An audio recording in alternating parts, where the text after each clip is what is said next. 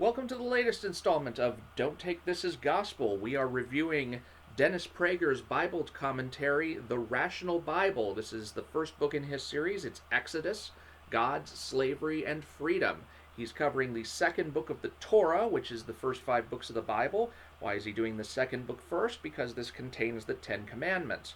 Now, we're in Exodus chapter 8, and in this chapter, Dennis Prager gives an essay giving 15 points on which the God of the Torah is the most important idea in world history. Now, the 15th point is pretty interesting.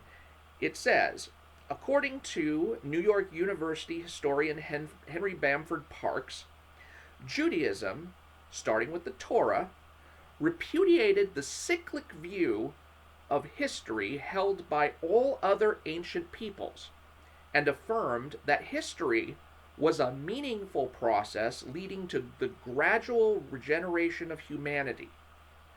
This was the origin of the Western belief in progress.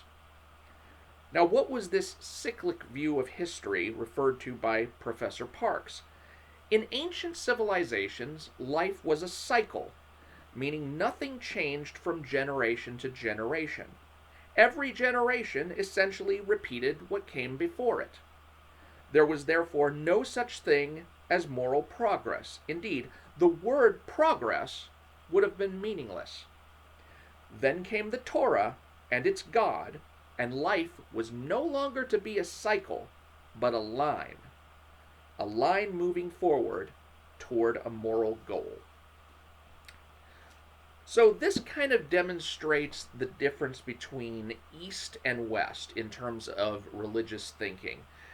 In the Eastern realm, there is the notion of karma and the cycle, the wheel of life. I believe in Hindu mythology, you actually have these long ages of cycles of time that last for millions of years, and the Kali Yuga is what brings them all to a close and starts the cycle anew. And then within people's lives, they believe that just like the seasons go and rotate from spring, summer, winter, or spring, summer, fall, and winter, and back again, that there is this cycle of time that just keeps going and going and going and going nowhere because it's always looping back around on itself. And lastly, there's the idea in the East of reincarnation as opposed to the West. Now, I'll get into the Western idea a little bit later, but there's, at the core of almost every religion, there is this desire to see what comes around goes around. Or I don't know if it's the expression is what goes around comes around. Something that just basically says whatever you toss out, you get a commensurate response. Now, of course, in reality, that's not the case. If you do a good deed, that doesn't mean you're not going to get shot in the head at random tomorrow. And likewise, if you do a bad deed, that doesn't mean you're ever going to get punished for it. So we know that in this world, in this natural world in which we live, there are really no moral reinforcements or mechanisms in the moral realm that basically ensure that what goes around comes around. And so religion, at its core, serves to satisfy that need for a mechanism. Now, the way in the East that that's done is largely through reincarnation. And reincarnation is the idea that there is an essential soul to every person that is not the same as the personal identity that you and I have in this life. So I'm Mike Partika, but there is a soul or an Atman behind me, and in the spiritual realm, and this Atman is sort of living through me, and I'm one of its incarnations.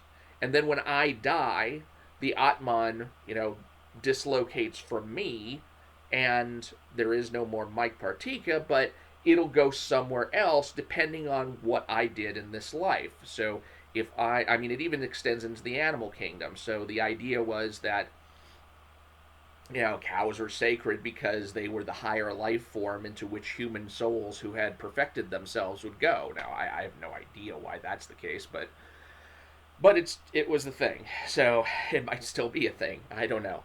Um, Now, Buddhism does it a little differently. Buddhism, instead of believing that there is an Atman behind you, now there are some versions of Buddhism that are Atmanist as opposed to Anatmanist, but I think Anatmanist is the kind that was actually created by Buddha, which is to say that yes, we are made up of these combination of elements and processes in the moral plane, but just like our bodies break down and there's nothing left of us when we die, also our quote unquote souls break down into their components and there's nothing left of us when we die. So that these components of us might flow into another being, but there's no real us or an atman, an oversoul of sorts behind us, so that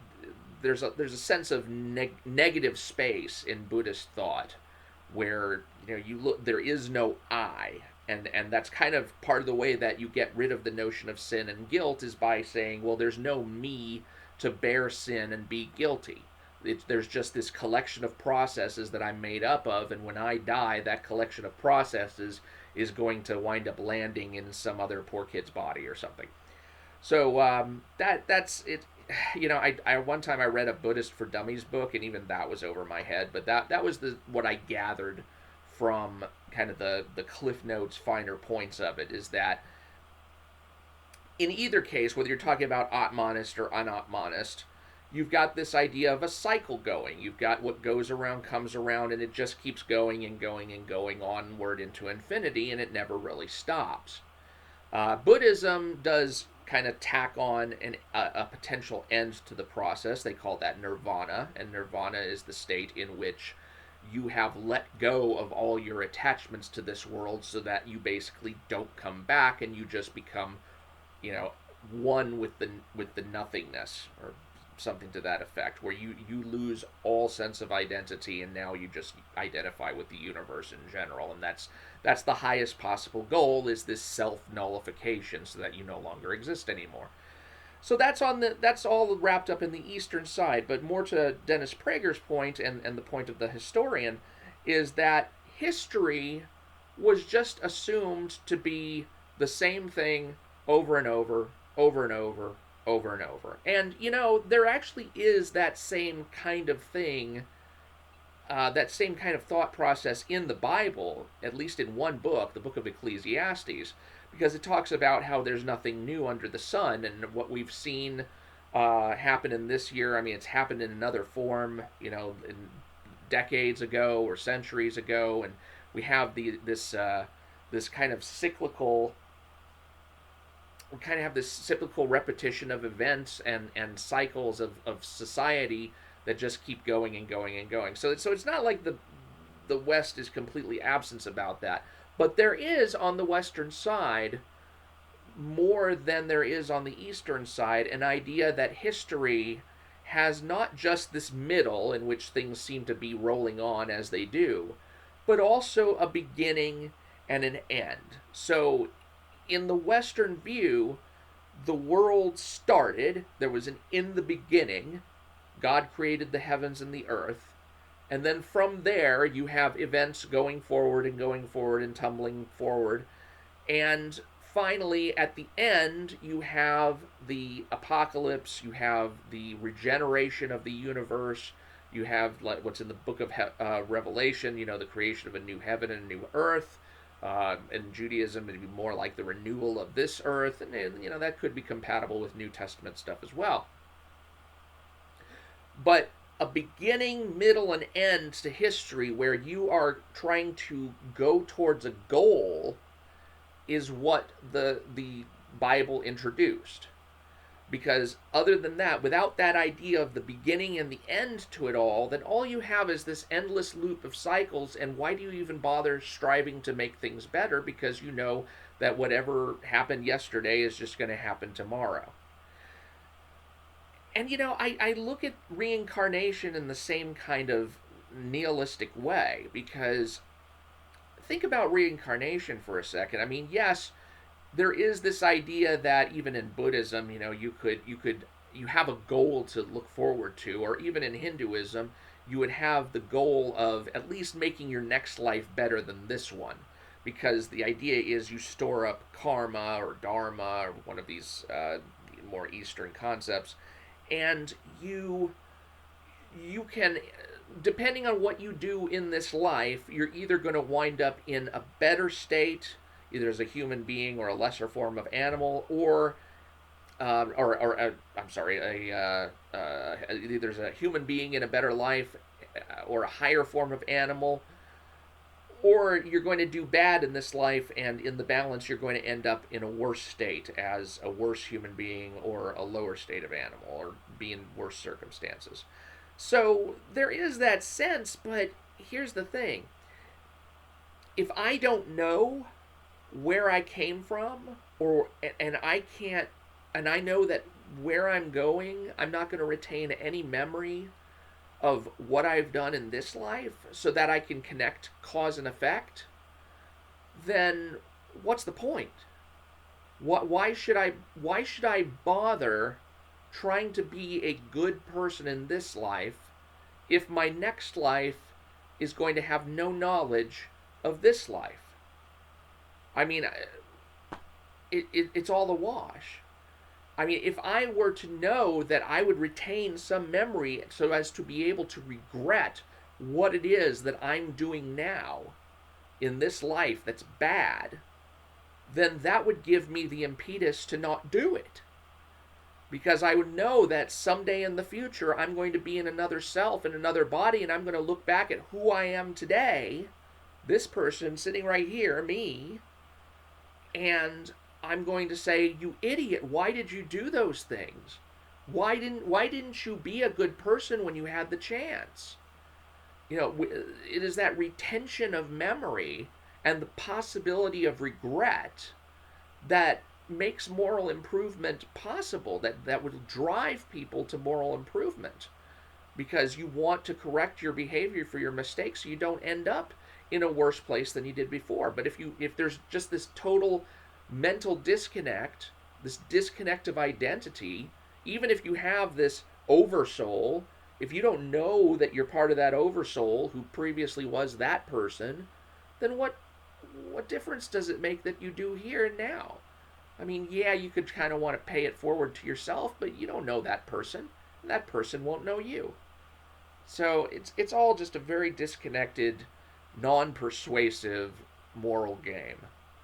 Now, on the Western side, you have a totally different paradigm, because you've got this beginning and you've got the middle that can appear to loop, but it actually is heading in a certain direction, and you end up at the end.